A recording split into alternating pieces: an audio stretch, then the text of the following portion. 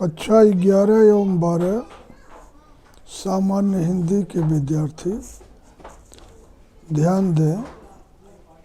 आपको आज हम पत्र लेखन से संदर्भित प्रश्नों का उत्तर देंगे। पत्र लिखने के जो तरीके होते हैं, कैसे पत्र लिखे जाए, पत्रों के प्रकार या भेद कितने हैं, या अच्छे पत्र के गुण क्या क्या होते हैं, उसके संदर्भ में आज हम बात करेंगे। फिर इसका एक मॉडल फोटो आपको प्रेषित करेंगे। पत्र लेखन में जो प्रश्न पूछे जाते हैं वह 3 प्रकार के मुख्यतः पूछे जाते हैं। नियुक्ति हेतु आवेदन पत्र, बैंक से विभिन्न व्यवसायों के लिए ऋण प्राप्ति हेतु आवेदन पत्र तथा अपने नगर या गांव की सफाई हेतु संबंधित अधिकारी को प्रार्थना पत्र। इनमें से किसी एक विषय पर पत्र लिखने को कहा जाएगा। इसके लिए कुल 6 अंक निर्धारित है, जो आपके प्रश्न पत्र में 13वें प्रश्न के रूप में पूछा जाता है। पत्र अपनी बात दूसरों तक लिखित रूप में पहुंचाने के सर्वोत्तम साधन है। मानवीय भावों की लिखित अभिव्यक्ति के लिए लिपि के विकास के साथ ही पत्र लेखन भी आरंभ हो गया था। पत्र लेखन की कला में समय के साथ साथ अनेक परिवर्तन हुए। वर्तमान समय में पत्र लेखन केवल परिवारीजनों तक ही सीमित नहीं रह गया है, वरन उसके अन्य अनेक सामाजिक, व्यावसायिक, शासकीय, प्रशासकीय आयाम भी विकसित हो गए हैं। पत्रों के प्रकार या भेद, कौन किसको किस विषय पर किन परिस्थितियों में पत्र लिख रहा है, इस आधार पर पत्रों के अनेक भेद होते हैं, जिनमें से मुख्य इस प्रकार हैं। पहला, निजी, व्यक्तिगत, घरेलू या पारिवारिक पत्र।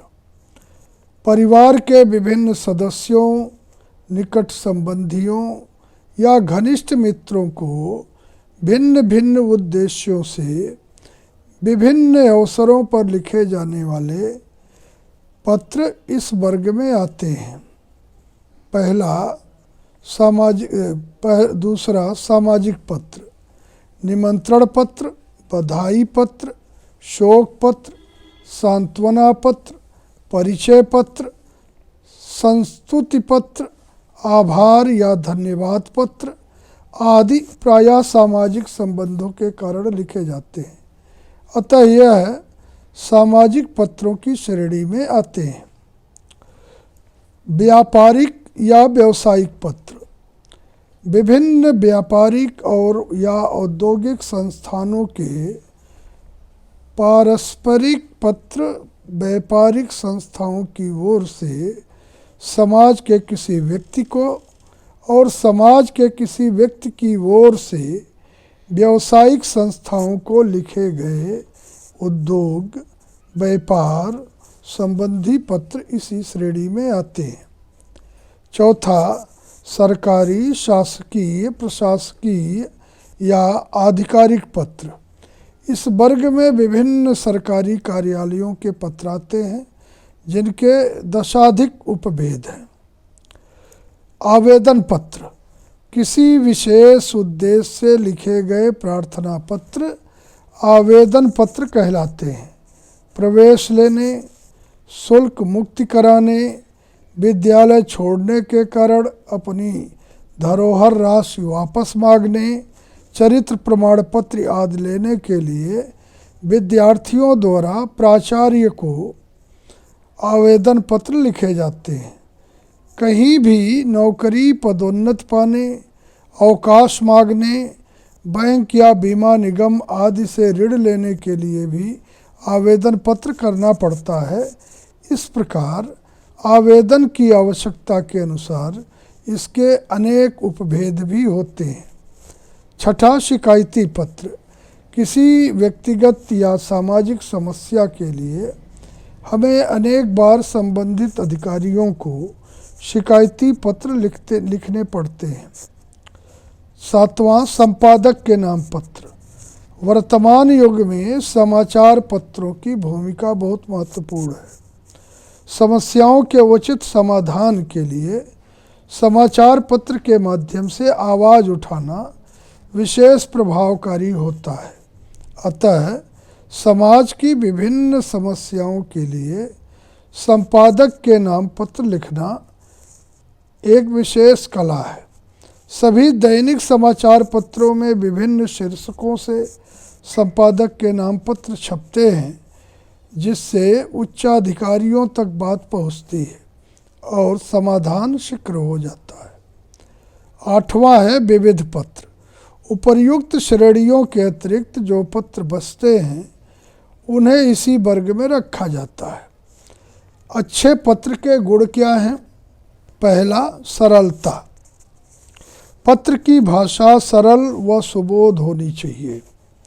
जिस प्रकार सरल और निष्कपट व्यक्ति के व्यवहार का बहुत असर होता है, उसी प्रकार सरल सुबोध पत्र भी पाठक के मन पर अत्यधिक प्रभाव डालते हैं। दूसरा, स्पष्टता। पत्र में अपनी बात स्पष्ट तथा विनम्रता से कहनी चाहिए, जिससे पाने वाला उसका आशय सही सही समझ सके। तीसरा, संक्षिप्तता। जहाँ तक हो पत्र संक्षेप में लिखना चाहिए। पत्र में कोई ऐसी बात नहीं लिखनी चाहिए जिससे पत्र पढ़ने वालों में रुचि न ही रहे। चौथा, शिष्टाचार। पत्र लेखक पाने वाले के बीच में कोई न कोई संबंध तो होता ही है।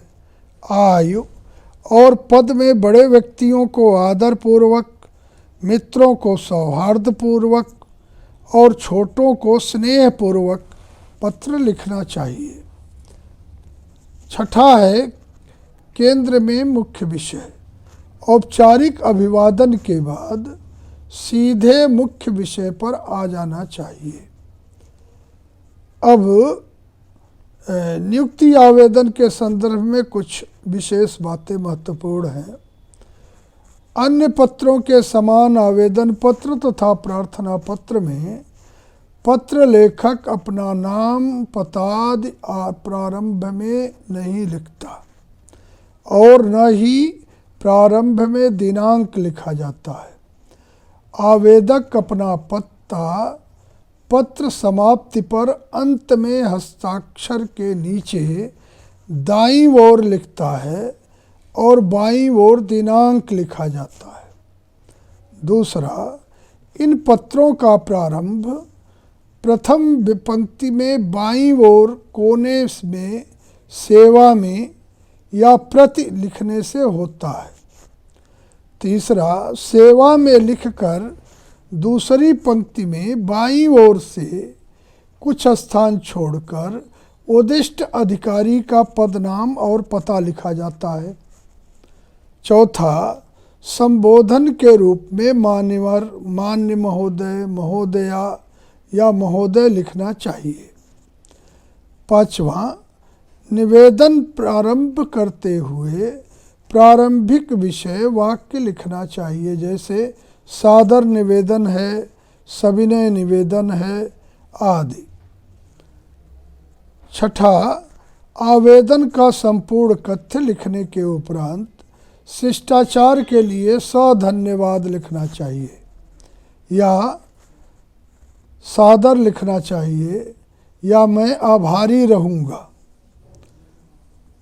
स्वनिर्देश के रूप में भवदीय विनीत प्रार्थी लिखना चाहिए। स्वनिर्देश के नीचे हस्ताक्षर और पूरा पता देना चाहिए। अंत में संलग्न प्रपत्रों की सूची देनी चाहिए। आवेदन पत्र की दो शैलियाँ होती हैं। पहला प्रपत्र शैली तथा दूसरा पत्र शैली। दोनों ही शैली के उदाहरण यहाँ प्रस्तुत हैं। लिपिक पद हेतु हिंदी में प्रपत्र शैली में एक आवेदन पत्र लिखिए या अपनी शैक्षिक योग्यताओं का उल्लेख करते हुए किसी उद्योग प्रबंधक को लिपिक के पद पर नियुक्ति हेतु एक आवेदन पत्र लिखिए या अपने जनपद के जिलाधिकारी को उनके कार्यालय में रिक्त लिपिक पद पर नियुक्ति पाने के लिए एक आवेदन पत्र लिखिए या प्रधानाचार्य अथवा प्रबंधक महोदय को लिपिक पद पर नियुक्ति हेतु एक प्रार्थना पत्र लिखिए। पद जिसके लिए आवेदन किया जा रहा है उच्च श्रेणी लिपिक हिंदी। उसमें सबसे पहले हम नाम लिखते हैं, उसके दाएं नाम, अपना नाम जो भी नाम हो या क ख ग, पिता का नाम और व्यवसाय। पिताजी का नाम नौकरी में है तो नौकरी, या कृषि में है तो कृषि, या व्यवसाय में है तो व्यवसाय। जन्मतिथि अंकों में और शब्दों में लिखा जाना चाहिए। जैसे 10/12/1990 किसी का जन्मतिथि है तो शब्द में 10 दिसंबर 1990 लिखा जाना चाहिए। वर्तमान पता जो पता है जो आवेदन करता है उसका पता। फिर अस्थाई पता क्या है?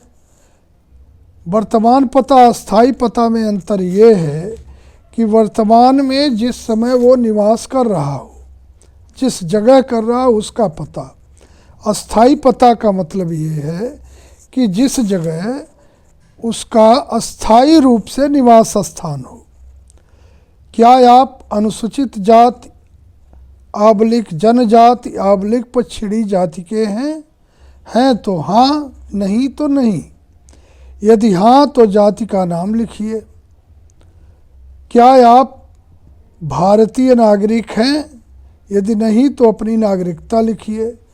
तो यहाँ प्रायः सभी लोग भारत के नागरिक होते हैं अथवा नेपाल की प्रजा होते हैं। अब प्रजा शब्द बदल गया क्योंकि वहाँ भी लोकतांत्रिक व्यवस्था है। प्रायः नेपाल और भूटान देश से संदर्भित लोग यहाँ आवेदन करते हैं। 8वां है अर्हताएं या योग्यता। उसमें एक कॉलम बनाते हैं। पहले लिखते हैं परीक्षा, दूसरे कॉलम में श्रेणी, तीसरे कॉलम में वर्ष, चौथे कॉलम में संस्था या बोर्ड या विश्वविद्यालय, और 1 2 3 4 5वें कॉलम में विषय। कौन कौन सा विषय कब? पहला है हाई स्कूल। श्रेणी में प्रथम श्रेणी या द्वितीय श्रेणी या तृतीय श्रेणी। वर्ष में 2005 उदाहरण के लिए मान लीजिए। और बोर्ड है यूपी बोर्ड। विषय हिंदी, गणित, इतिहास, अर्थशास्त्र, अंग्रेजी, वाणिज्य। तो हालांकि ये मानविकी वर्ग के विषय हैं। जो भी विषय हों उस विषय का उल्लेख करना चाहिए। इंटरमीडिएट दूसरा परीक्षा वाले कॉलम में। श्रेणी द्वितीय है तो द्वितीय, प्रथम है तो प्रथम। और वर्ष 2007। यूपी बोर्ड हिंदी, अंग्रेजी, इतिहास, अर्थशास्त्र, नागरिक शास्त्र और वाणिज्य या जो भी विषय हो उसका उल्लेख करना चाहिए। टंकड़ डिप्लोमा। लिपिक के लिए योग्यताएं इंटरमीडिएट होती हैं और टाइपिंग में या टंकड़ में डिप्लोमा की डिग्री होनी चाहिए। इसमें श्रेणी नहीं होती है, इसलिए वर्ष लिखेंगे 2008। ITI नई दिल्ली या कहीं किसी ITI से लिया हो। विषय हिंदी टंकड़, 40 शब्द प्रति मिनट। शुल्क विवरण, पोस्टल ऑर्डर संलग्न, संख्या जो हो, दिनांक जो हो, दिनांक का नाम। उसके बाद घोषणा पत्र लिखा जाता है कि मैं घोषणा करती हूँ या करता हूँ कि आवेदित पद के लिए सभी निर्धारित अर्हताएं मुझ में हैं। मैंने जो सूचनाएं इस आवेदन पत्र में दी हैं वे सही हैं। यदि इनमें से कोई भी जानकारी गलत पाई जाए तो मेरी उम्मीदवारी निरस्त कर दी जाए। और 10वां कॉलम होता है संलग्नों की संख्या। चूँकि आप 3 योग्यता प्रमाण पत्र लगा रहे हैं इसलिए संख्या 3, उसके नीचे दिनांक 14 मई 2014 या जो भी हो। फिर नीचे यहाँ भौदी अथवा भौदिया, छात्र है तो भौदी और छात्रा है तो भौदिया, हस्ताक्षर, फिर कोष्टक में नाम, उसके बाद पता। दूसरा है सहायक अध्यापक या दूसरा है कि बेसिक शिक्षा अधिकारी को प्राइमरी शिक्षक के पद पर आवेदन पत्र लिखिए। अब इसको हम दाएं से बाएं से लिखेंगे। सेवा में बेसिक शिक्षा अधिकारी मेरठ उत्तर प्रदेश या जिस जिले का हो। उसके नीचे लिखते हैं विषय, प्राइमरी शिक्षक के पद हेतु आवेदन पत्र। उसके नीचे महोदय, बाईं ओर, आपके कार्यालय द्वारा कल दिनांक को दैनिक जागरण में प्रकाशित विज्ञापन के प्रत्युत्तर में मैं अपना आवेदन पत्र प्रस्तुत कर रहा हूँ।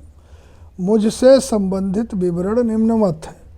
पद का नाम प्राइमरी शिक्षक या प्राइमरी अध्यापक, आवेदक का नाम रूपेश कुमार, पिता का नाम श्री संतपाल शर्मा, जन्मतिथि 11/5/1987, पता 415/4 कल्याणपुरी मेरठ। शैक्षिक योग्यताएं: क 2002 में उत्तर प्रदेश बोर्ड से 62% अंक लेकर हाई स्कूल परीक्षा उत्तीर्ण की। ख 2004 में उत्तर प्रदेश बोर्ड से 61% अंक लेकर इंटरमीडिएट परीक्षा उत्तीर्ण की। ग 2006 में 2 वर्षीय बीटीसी प्रशिक्षण कोर्स उत्तर प्रदेश से किया। अनुभव: सितंबर 2006 से अब तक जनता विद्यालय मेरठ में प्राथमिक शिक्षक के रूप में कार्य कर रहा हूँ। उसके नीचे आशा है कि आप सेवा का अवसर प्रदान कर कृतार्थ करेंगे। उसके नीचे बाईं ओर दिनांक और दाईं ओर भौदीय रूपेश कुमार। उसके नीचे बाईं ओर से संलग्नक सभी प्रमाण पत्रों की सत्यापित प्रतिलिपियां व अनुभव प्रमाण पत्र की मूल प्रति। दूसरा जो पत्र का प्रकार है वो इसमें 2 नियुक्ति संबंधित हमने एक चार्ट के द्वारा, और दूसरा एक किस तरह से लिखा जाता है वो विवरणात्मक पत्र हमने प्रस्तुत किया।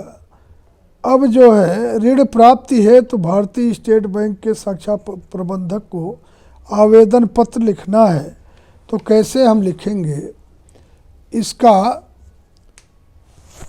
विवरण जो है वो हम प्रस्तुत कर रहे हैं। सेवा में भारतीय स्टेट बैंक, सेवा में प्रबंधक भारतीय स्टेट बैंक, गोलकुआं, सोहरा बगेट शाखा मेरठ। महोदय, पिछले दिनों माननीय प्रधानमंत्री महोदय ने प्रधानमंत्री रोजगार योजना का शुभारंभ किया था, जिसमें शिक्षित बेरोजगारों को 1 लाख रुपए का ऋण देने का प्रावधान है।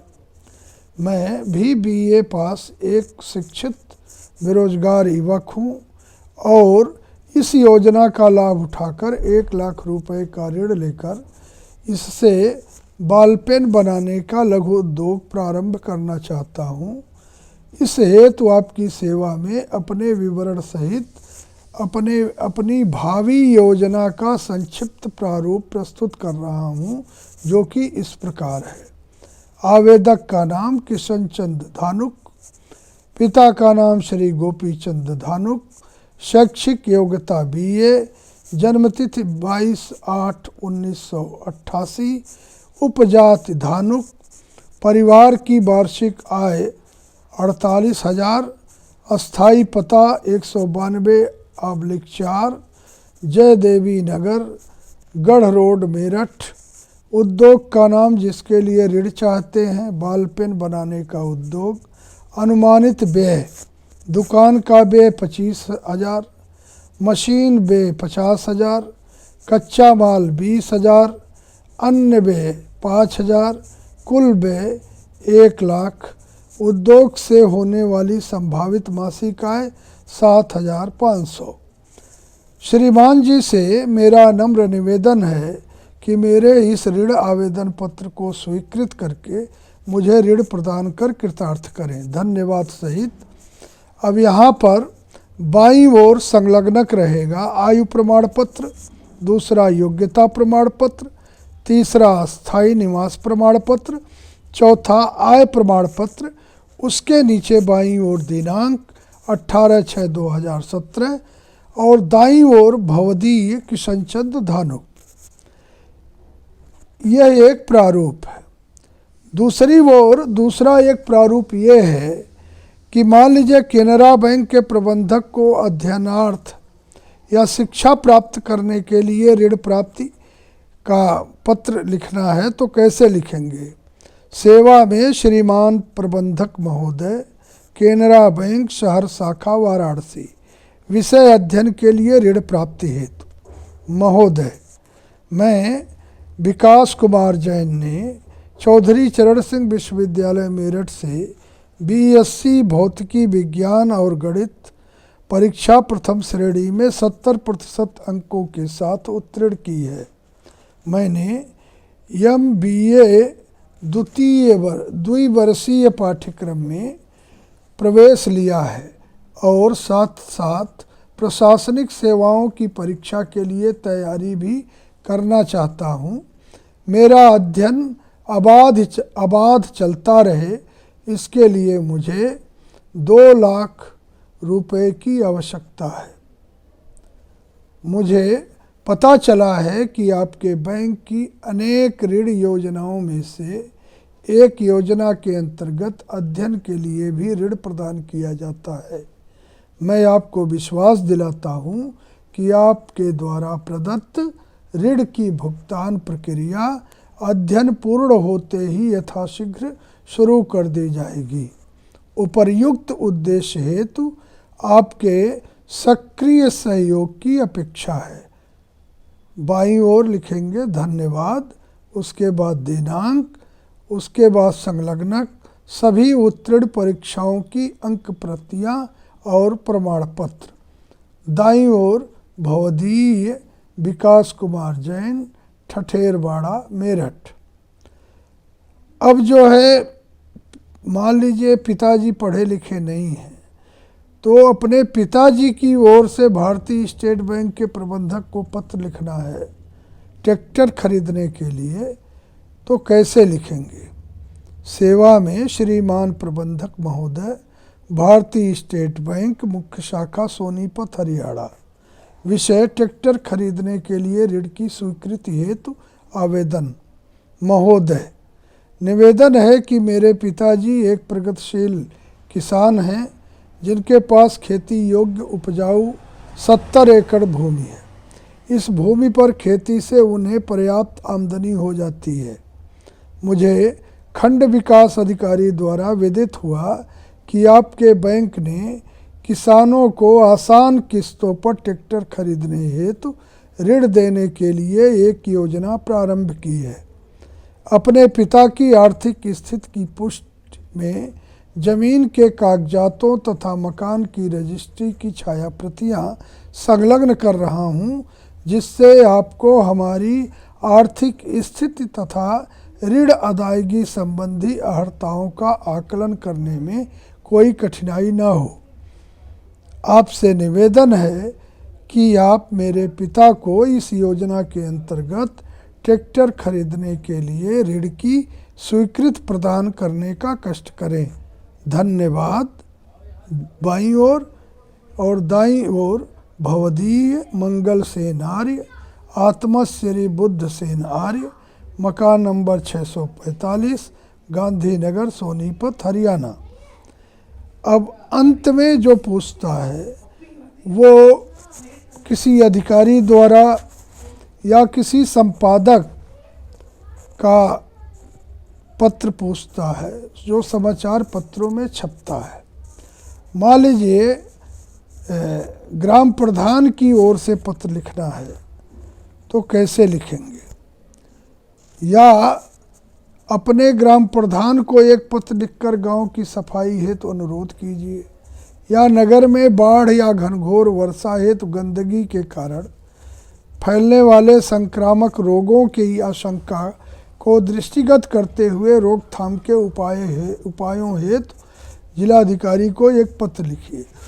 तो लिखेंगे बाईं ओर सेवा में स्वास्थ्य अधिकारी, नगर निगम, किसी नगर का नाम लिख लीजिए। विषय मच्छरों का बढ़ता हुआ प्रकोप। महोदय, मैं आपका ध्यान बढ़ते हुए मच्छरों के प्रकोप की ओर आकर्षित करना चाहता हूँ। मैं सुभाष नगर क्षेत्र का निवासी हूँ। पूरे सुभाष नगर क्षेत्र में आजकल मच्छरों का भयंकर आतंक छाया हुआ है। दिन हो या रात मच्छरों के झुंड सदा घूमते नजर आ जाते हैं। रात को तो वे सोना दोभर कर देते हैं। जब सुबह उठते हैं तो बच्चों के मुंह लाल लाल दानों से भरे होते हैं। मच्छरों के कारण घर घर में मलेरिया फैला हुआ है। प्रायः सभी घरों में कोई न कोई मलेरिया का रोगी मिल जाएगा। इन मच्छरों के कारण स्वास्थ्य पर बहुत बुरा असर पड़ रहा है। हमारे क्षेत्र में मच्छरों की अधिकता का बड़ा कारण है पानी से जमे हुए तालाब और गली मोहल्लों में फैली चौड़ी चौड़ी खुली नालियाँ। उन कच्ची नालियों को व्यवस्थित करने की कोई व्यवस्था नहीं हुई है। मोहल्ले के जमादार सफाई की ओर ध्यान नहीं देते, इसलिए नालियों में सदा मल जमा पड़ा रहता है। लोग अपने घरों के गंदे जल को बाहर यूं ही बिखरा देते हैं, जिससे मार्गों के गड्ढे भर जाते हैं। हमने कई बार निवेदन किया है कि हमारे क्षेत्र के तालाब को भरवा दिया जाए, जिससे मच्छरों का मुख्य अड्डा समाप्त हो जाए, किंतु इस ओर कभी ध्यान नहीं दिया गया।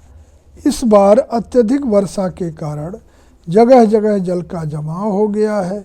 सभी जगह कीचड़ और बदबूदार जल का प्रकोप है। अतः मैं पुनः सुभाष नगर के निवासियों की ओर से आपसे अनुरोध करता हूं कि मच्छरों को समाप्त करने के लिए सार्वजनिक रूप से क्षेत्र में मच्छरनाशक दवाई छिड़कवाने की व्यवस्था की जाए। मलेरिया से बचने के लिए कुनीन बांटने तथा पूरे क्षेत्र की सफाई के व्यापक प्रबंध किए जाएं। आशा है आप शीघ्र कार्रवाई करेंगे। धन्यवाद सहित दिनांक उसके नीचे बाईं ओर और फिर दाईं ओर भवदीय जो मंत्री है मोहल्ला समिति का, मंत्री मोहल्ला समिति सुभाष नगर। इस तरह से समाचार पत्रों में अगर जो आपको पत्र लिखना है तो आप कैसे लिखेंगे, एक उदाहरण मैं यहाँ पर दे रहा हूँ जिससे आप ये समझ जाएंगे कि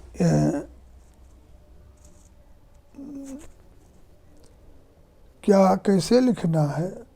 जैसे किसी समाचार पत्र के संपादक को अपने मोहल्ले में लाउड स्पीकर के कारण पढ़ाई में आने वाले व्यवधान की ओर अधिकारियों का ध्यान आकर्षित करना है तो किस तरह से पत्र लिखेंगे। सेवा में संपादक महोदय, दैनिक जागरण मेरठ। विषय परीक्षा के समय लाउड स्पीकर आदि पर रोक। मान्यवर, निवेदन यह है कि प्रायः सभी विद्यालयों, महाविद्यालयों और विश्वविद्यालयों की परीक्षाओं का आयोजन मार्च और अप्रैल माह में होता है। विद्यार्थी अपने भविष्य को दांव पर लगाने के लिए बड़ी लगन और उत्साह से अध्ययनरत रहते हैं। थोड़ी सी अशांति और शोरगुल से वे अधीर और आतुर हो उठते हैं। परीक्षा की तैयारी के समय वे एकांत, शांत और एकाग्रचित रहना चाहते हैं। देखा गया है कि उक्त दोनों महीनों में वातावरण बड़ा अस्थिर व अशांत रहता है। विवाह लग्नों की धूमधाम के कारण लाउड स्पीकर और वाद्य यंत्रों का शोर मच जाता है। बैंडबाजों की कर्कश ध्वनि मानो पागल सा बना देती है। विद्यार्थी अपना सिर थाम लेते हैं। फलस्वरूप झगड़े और फसाद खड़े हो जाते हैं। इस वर्ष भी मार्च और अप्रैल महीनों में बहुत शादियां हैं। अतः प्रशासन के शीघ्र सतर्क और सावधान होकर लाउड स्पीकर और वाद्य यंत्रों पर प्रतिबंध लगा देना चाहिए। अन्यथा गत वर्ष की तरह हिंसा की वारदातें पुनर्जीवित हो सकती हैं। जिला प्रशासन से हमारा अनुरोध है कि परीक्षा की इन अमूल्य घड़ियों में शोरगुल, बैंडबाजों की कर्कश कटु ध्वनि पर प्रतिबंध लगा दें और विवाह लग्न के अवसर पर धीमा संगीत रखने के आदेश जारी किए जाएं। मनोहर लाल गुप्त, अध्यक्ष भारतीय सेवा संघ, मेरठ। और नीचे बाईं ओर दिनांक।